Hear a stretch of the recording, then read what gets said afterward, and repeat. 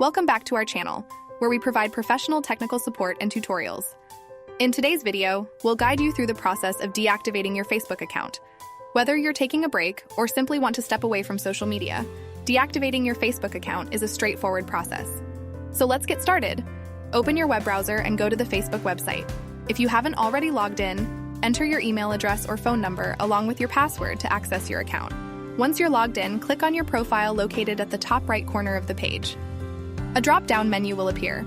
From the drop-down menu, select Settings and Privacy, then select Settings. This will redirect you to the Facebook Settings page. On the left-hand side of the Settings page, click on Account Center. A new menu will unfold with various options.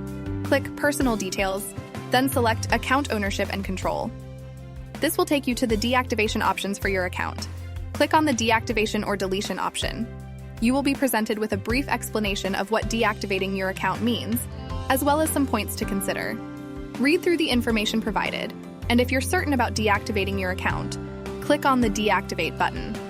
A dialog box will appear, asking for your password as a security measure. Enter your password and click Deactivate Now to proceed. Congratulations! You have successfully deactivated your Facebook account. You will no longer be visible to your friends, and your account will be temporarily suspended. If you change your mind and decide to reactivate your account, just log back in using your email address or phone number and password. Your account will be instantly reactivated, and you can resume using Facebook as before. That's it for today's tutorial. We hope you found this guide helpful. Thank you for watching.